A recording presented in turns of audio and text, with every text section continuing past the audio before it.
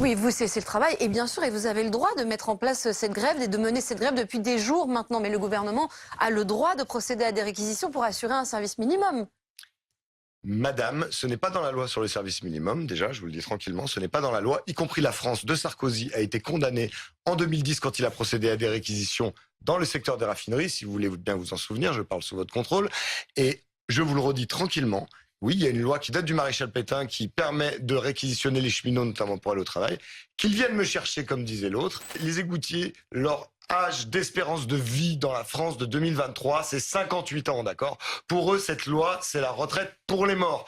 On ne le dit jamais assez, il faut dire les choses là-dessus. Ces gens-là sont légitimes à se bagarrer. Sans eux, on voit bien ce qui se passe aujourd'hui. Sans eux, Paris serait un cloaque envahi de poubelles et de rats. Donc heureusement qu'ils sont là. Moi, je leur rends hommage à ces travailleurs et ces travailleuses. Et il faut qu'on entende leurs revendications. C'est inadmissible ce qui se passe aujourd'hui. La seule réponse qui leur est donnée, c'est une réponse policière par des CRS qui viennent les forcer à aller au travail. Alors, Voilà vous parlez des réquisitions, en l'occurrence. Oui. Mais vous êtes, j'imagine, vous savez déjà que c'est ce qui pourrait se passer aussi dans les raffineries. Si le mouvement continue, le ministre de l'Industrie, il a dit, on peut potentiellement aussi penser à des réquisitions. Ben, on les attend et on se défendra. Ça veut dire quoi, ça? On se défendra contre la réquisition des travailleurs, oui. Contre ceux qui veulent nous amener de force au travail, c'est clair. Mais on a déjà eu la menace dans les transports aussi. Le gouvernement est dans son droit lorsqu'il procède à des réquisitions. Mais comme dirait l'autre, qu'ils viennent me chercher. Je préférerais avoir les pinces que d'aller au travail de force, madame. J'exerce mon droit constitutionnel à la grève. Je ne bloque rien, je cesse le travail. C'est mon droit constitutionnel.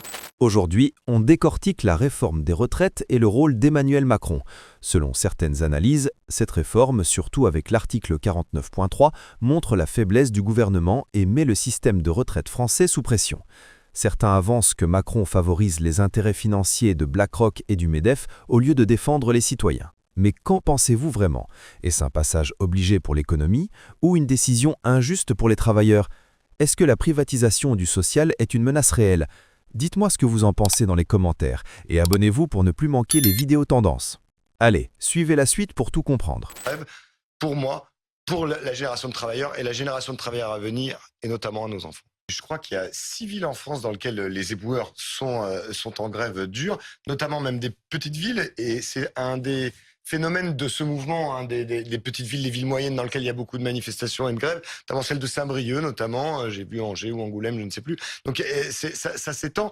Ils sont, je suis tout à fait d'accord avec vous, devenus, y compris un symbole important de ces travailleurs qui ont des métiers difficiles, avec une espérance de vie plus basse que la majorité des Français, et pour qui ce serait particulièrement injuste, même si c'est injuste pour tous les Français, ce serait particulièrement injuste ce rallongement de l'âge de la retraite, cette idée de la retraite pour les morts.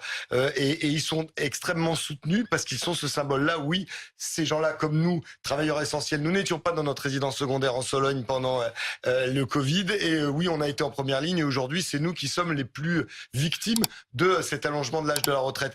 Ils sont énormément soutenus. Comme disait Prévert, quand les éboueurs sont en grève, seuls les orduriers sont indignés.